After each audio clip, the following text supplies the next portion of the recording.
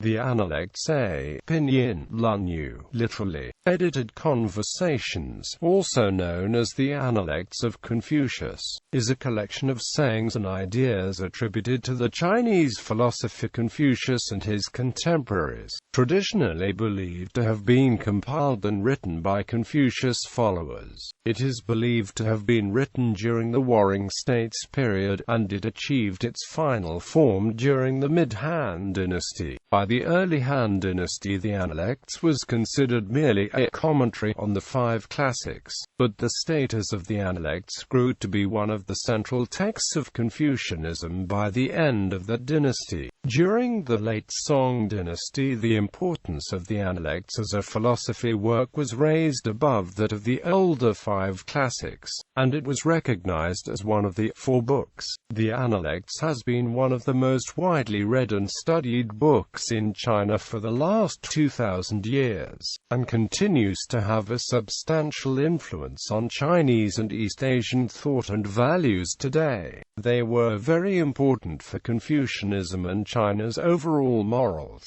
Confucius believed that the welfare of a country depended on the moral cultivation of its people, beginning from the nation's leadership. He believed that individuals could begin to cultivate an all-encompassing sense of virtue through Ren, and that the most basic step to cultivating Ren was devotion to one's parents and older siblings. He taught that one's individual desires do not need to be suppressed, but that people should be educated to reconcile the desires via rituals and forms of propriety, through which people could demonstrate the respect for others and the responsible roles in society. He taught that a ruler's sense of virtue was his primary prerequisite for leadership. His primary goal in educating his students was to produce ethically well-cultivated men who would carry themselves with gravity, speak correctly, and demonstrate consummate integrity in all things. History. Creation of the text. According to Ban Gu, writing in the Book of Han, the Analects originated as individual records kept by Confucius' disciples of conversations between the master and them, which were then collected and jointly edited by the disciples after Confucius' death in 473 BC. The work is therefore titled lúnyǔ, meaning edited conversations or selected speeches. This broadly forms the traditional account of the genesis of the work accepted by later generations of scholars. For example, the Song dynasty Neo-Confucian scholar Zhou Shi stated that Analects is the records of Confucius' first and second generation pupils. The view, however, was challenged by Qing dynasty philologist Cui Shu, who argued on linguistic ground that the last five books so much later than the rest of the work. Many modern scholars now believe that the work was compiled over a period of around 200 years, with some questioning the authenticity of some of the sayings, because no texts dated earlier than about 50 BC have been discovered, and because the Analects was not referred to by name in any existing source before the early Han dynasty. Some scholars have proposed dates as late as 140 BC for the text's compilation. Regardless of how early the text of the Analects existed, most Analects scholars believe that, by the early Han dynasty, the book was widely known and transmitted throughout China in a mostly complete form, and the book acquired its final, complete form during Han dynasty. A Han dynasty writer Wang Chong, however, claimed that the Analects that existed during the Han dynasty was incomplete and formed only a part of a much larger work. A larger collection of Confucius' teachings existed in the Warring States period than has been preserved directly in the Analects. Mencius quotes a number of sayings which occur with different wordings or in a different context than the received text of Analects. At least 3 times the amount of those do not exist in the Analects at all. According to the Han dynasty scholar Lu Xiang, there were 2 versions of the Analects that existed at the beginning beginning of the Han Dynasty, the Lú version and the Qi version. The Lú version contained 20 chapters, and the Qi version contained 22 chapters, including 2 chapters not found in the Lú version. Of the 20 chapters that both versions had in common, the Lú version had more passages. Each version had its own masters, schools, and transmitters. In the reign of Emperor Jing of Han, a third version was discovered hidden in a wall of the home then believed to be Confucius when the home was in the process of being destroyed by King Gong of Lú in order to expand the king's palace.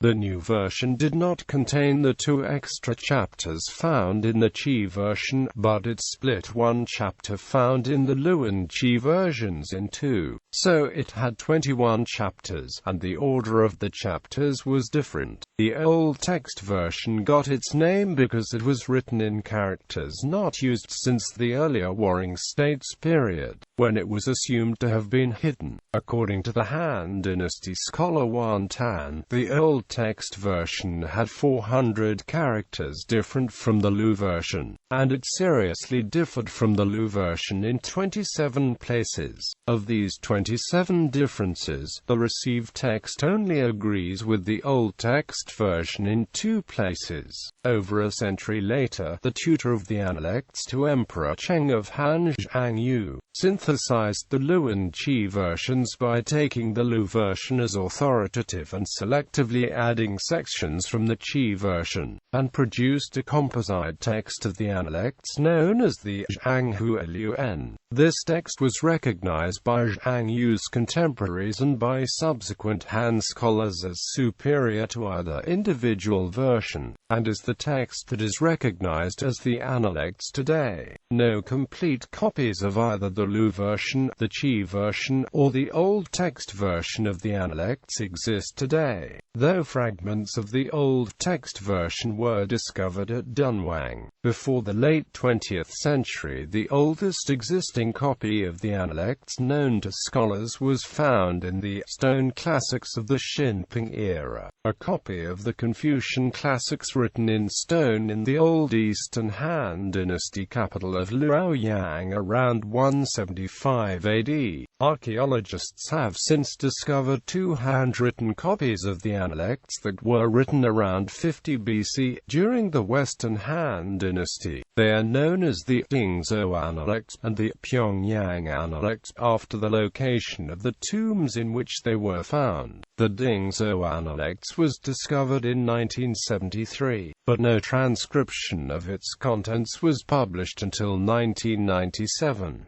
The Pyongyang Analects was discovered in 1992.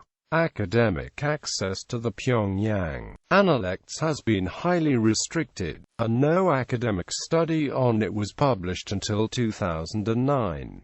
The Dingzhou Analects was damaged in a fire shortly after it was entombed in the Han Dynasty. It was further damaged in an earthquake shortly after it was recovered, and the surviving text is just under half the size of the received text of the Analects. Of the sections that survive, the Dingzhou Analects is shorter than the received Analects, implying that the text of the Analects was still in the process of expansion when the Dingzhou Analects was entombed. There was evidence that additions may have been made to the manuscript after it had been completed, indicating that the writer may have become aware of at least one other version of the Analects and included extra material for the sake of completeness. The content of the Pyongyang Analects is similar to the Dingzhou Analects, but because of the secrecy and isolationism of the North Korean government, only a very cursory study of it has been made available to international scholars, and its contents are not completely known outside of North Korea. Scholars do not agree about whether either the Dingzhou Analects of the Pyongyang Analects represent the Lú version, the Qi version, the old text version, or a different version that was independent of these 3 traditions.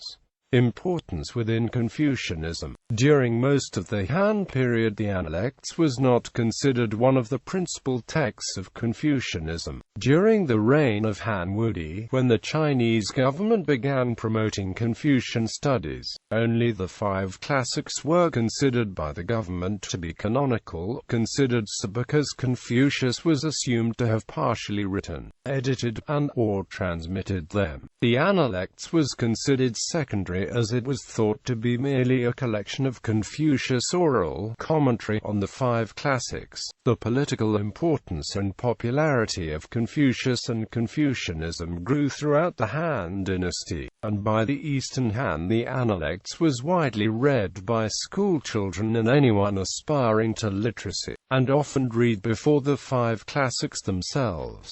During the Eastern Han, the heir apparent was provided a tutor specifically to teach him the Analects. The growing importance of the Analects was recognized when the 5 classics was expanded to the 7 classics. The 5 classics plus the Analects and the classic of filial piety, and its status as one of the central texts of Confucianism continued to grow until the late Song dynasty, when it was identified and promoted as one of the 4 books by Zhou Xi and generally accepted as being more insightful than the older 5 classics.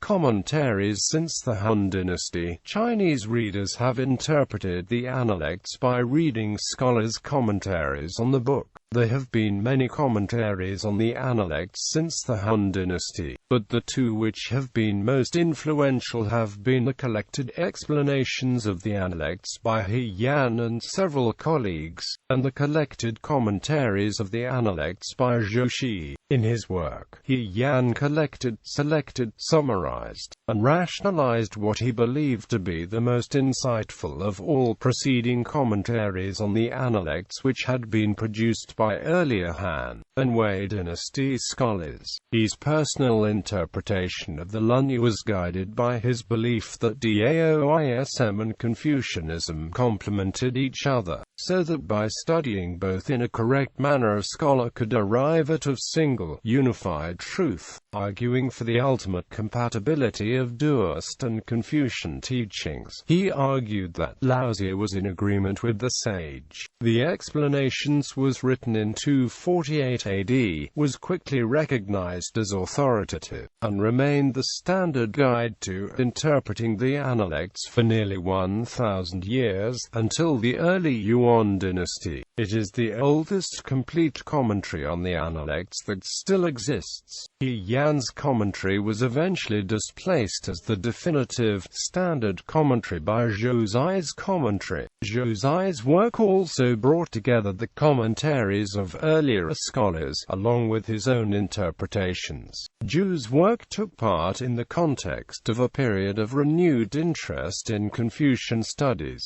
in which Chinese scholars were interested in producing a single, correct, intellectual orthodoxy that would save Chinese traditions and protect them from foreign influences, and in which scholars were increasingly interested in metaphysical speculation. In his commentary, Zhou made a great effort to interpret the Analects by using theories elaborated in the other 4 books, something that He Yan had not done. Zhou attempted to give an added coherence and unity to the message of the Analects, demonstrating that the individual books of the Confucian canon gave meaning to the whole, just as the whole of the canon gave meaning to its parts. In his preface, Zhou Xi stated, "The Analects and the Mencius are the most important works for students pursuing the way. The words of the Analects are all-inclusive. What they teach is nothing but the essentials of preserving the mind and cultivating nature." For the first publication of the commentaries, Zhou continued to refine his interpretation for the last 30 years of his life. In the 14th century, the Chinese government endorsed Zhou's commentary, and until 1905 it was read and memorized along with the Analects by all Chinese aspiring to literacy and employment as government officials. Contents. Very few reliable sources about Confucius exist. The principal biography available to historians is included in Sima Qian's Shiji, but, because the Shiji contains a large amount of material not confirmed by extant sources, the biographical material on Confucius found in the Analects makes the Analects arguably the most reliable source of biographical information about Confucius. Confucius viewed himself as a transmitter of social and political traditions originating in the early Zhou dynasty, and claimed not to have originated anything, but Confucius' social and political ideals were not popular in his time. Social philosophy. Confucius' discussions on the nature of the supernatural indicate that he believed while ghosts and spirits should be respected, they are best kept at a distance. Instead, human beings should base their values and social ideals on moral philosophy, tradition, and a natural love for others. Confucius' social philosophy largely depended on the cultivation of Ren by every individual in a community. Later Confucian philosophers explained Ren as the quality of having a kind manner, similar to the English words humane, altruistic, or benevolent, but, of the 60 instances in which Confucius discusses Ren in the Analects, it is clear that very few have these later meanings. Confucius instead used the term Ren to describe an extremely general and all-encompassing state of virtue, one which no living person had attained completely. Throughout the Analects, Confucius students frequently request that Confucius define Ren and give examples of people who embody it, but Confucius generally responds indirectly to his students' questions, instead offering illustrations and examples of behaviors that are associated with Ren and explaining how a person could achieve it. According to Confucius, a person with a well-cultivated sense of Ren would speak carefully and modestly, be resolute and firm, courageous, free from worry, unhappiness, and insecurity, moderate the desires and return to propriety, be respectful, tolerant, diligent, trustworthy and kind, and love others. Confucius recognized his followers' disappointment that he would not give them a more comprehensive definition of Ren, but assured them that he was sharing all that he could. To Confucius, the cultivation of Ren involved appreciating oneself through modesty while avoiding artful speech and ingratiating manners that would create a false impression of one's own character. Confucius said that those who had cultivated Ren could be distinguished by their being simple in manner and slow of speech. He believed that people could cultivate the sense of Ren through exercising the golden rule: do not do to others what you would not like done to yourself. A man with Ren, desiring to establish himself, helps others establish themselves. Desiring to succeed himself, helps others to succeed. He taught that the ability of people to imagine and project themselves into the places of others was a crucial quality for the pursuit of moral self-cultivation.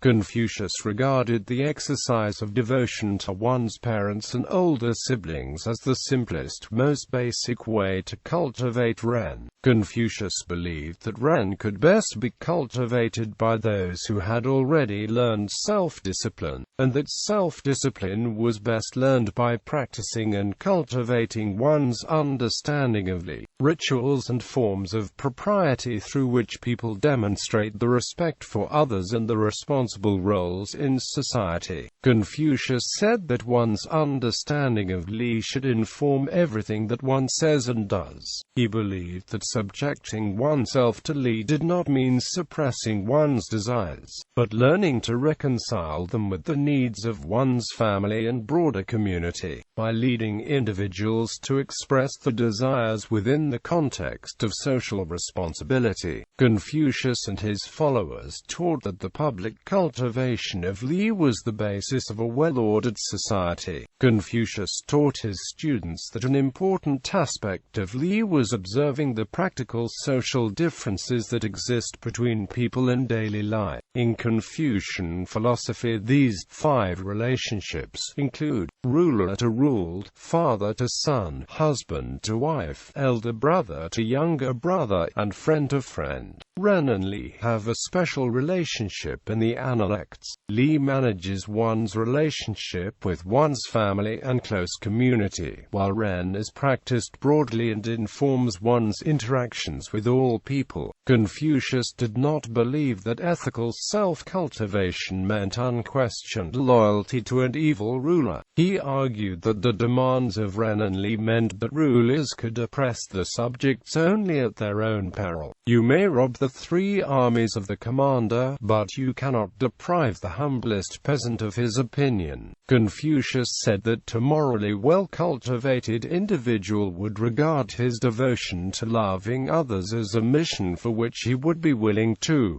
die. Political philosophy. Confucius' political beliefs were rooted in his belief that a good ruler would be self-disciplined, would govern his subjects through education and by his own example, and would seek to correct his subjects with love and concern rather than punishment and coercion. If the people be led by laws, and uniformity among them be sought by punishments, they will try to escape punishment and have no sense of shame. If they are led by virtue, and uniformity sought among them through the practice of ritual propriety, they will possess a sense of shame and come to you of their own accord. Confucius' political theories were directly contradictory to the legalistic political orientations of China's rulers, and he failed to popularize his ideals among China's leaders within his own lifetime. Confucius believed that the social chaos of his time was largely due to China's ruling elite aspiring to and claiming titles of which they were unworthy. When the ruler of the large state of Qi asked Confucius about the principles of good government, Confucius responded, "Good government consists in the ruler being a ruler, the minister being a minister, the father being a father, and the son being a son." Confucius' analysis of the need to raise officials' behavior to reflect the way that they identify and describe themselves is known as the rectification of names, and he stated that the rectification of names should be the first responsibility of a ruler upon taking office.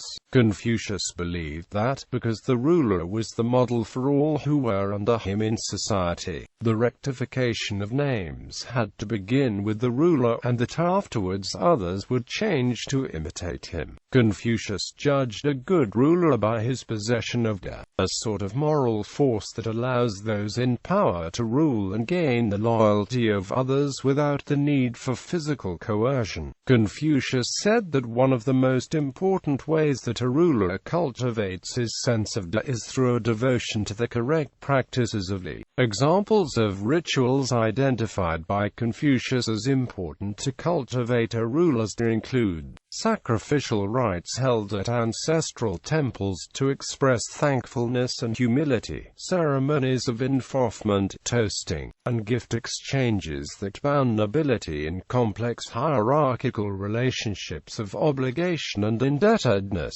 and acts of formal politeness and decorum that identify the performers as morally well cultivated. Education. The importance of education and study is a fundamental theme of the Analects. For Confucius, a good student respects and learns from the words and deeds of his teacher, and a good teacher is someone older who is familiar with the ways of the past and the practices of antiquity. Confucius emphasized the need to find balance between formal study and intuitive self-reflection. When teaching, he is never cited in the Analects as lecturing at length about any subject, but instead challenges his students to discover the truth through asking direct questions, citing passages from the classics, and using analogies. He sometimes required his students to demonstrate their understanding of subjects by making intuitive conceptual leaps before accepting their understanding and discussing those subjects at greater levels of depth. His primary goal in educating his students was to produce ethically well-cultivated men who would carry themselves with gravity, speak correctly, and demonstrate consummate integrity in all things. He was willing to teach anyone regardless of social class, as long as they were sincere, eager, and tireless to learn. He is traditionally credited with teaching 3,000 students, though only 70 are said to have mastered what he taught. He taught practical skills but regarded moral self-cultivation as his most important subject. Chapters. The traditional titles given to each chapter are mostly an initial 2 or 3 incipits. In some cases a title may indicate a central theme of a chapter, but it is inappropriate to regard a title as a description, a generalization of the content of a chapter. Chapters in the Analects are grouped by individual themes,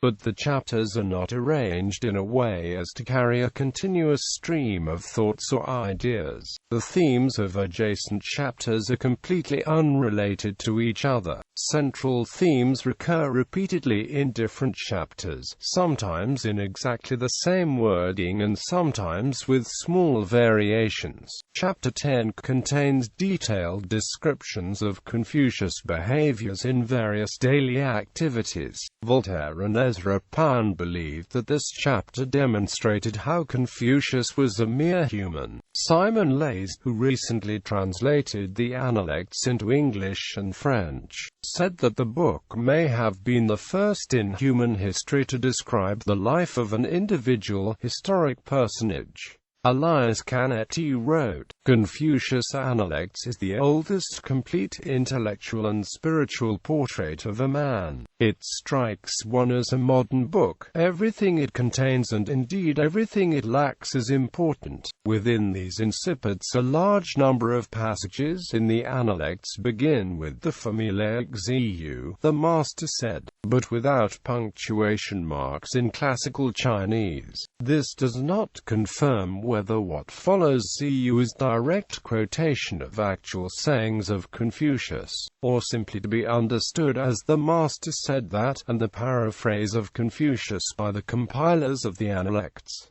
Notable translations: Legge, James, trans. Confucian Analects, The Great Learning, and the Doctrine of the Mean. The Chinese Classics. I. London, Trubner, Revised 2nd edition, Oxford, Clarendon Press, reprinted by Cosimo in 2006. ISBN 9781605206431. Lyle, Leonard A. trans. The Sayings of Confucius. London, Longmans, Green & Co. OCLC 1435673. Soothill, William Edward, trans. The Analects of Confucius. Yokohama, Fukuon Printing, RPT. London, Oxford University Press. Courant, Seraphine, trans. Entreations to Confucius. Les Quatre Livres. C.N. Chien, Mission Catholic. Whaley, Arthur, trans. The Analects. London, George Allen and Unwin. RPT, New York, Alfred A. Knopf. ISBN 9780375412042. Yoshikawa Kojiro. Rongo, 3 vols. Tokyo, Asahi Shinbun. RPT, 2 vols. Asahi Shinbun. Lau, D.C. trans. Confucius, The Analects. Harmonsworth Penguin Books. RPT, with Chinese text. Hong Kong, Chinese University Press. Cheng, and trans. Entreations to Confucius. Paris, Editions du Seuil. Reichmans, Pierre, trans. Les Entreations de Confucius. Paris, Gallimard. English version published as Simon Leys, trans. The Analects of Confucius. Huang Kai-chung, trans. The Analects of Confucius. Oxford, Oxford University Press. ISBN 9780195112764. Brooks, E. Bruce, Brooks, Tycho, trans. The Original Analects, Sayings of Confucius and His Followers. New York, Columbia University Press.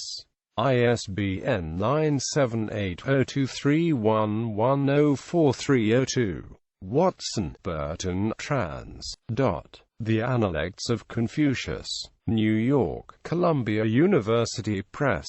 ISBN 9780231141642.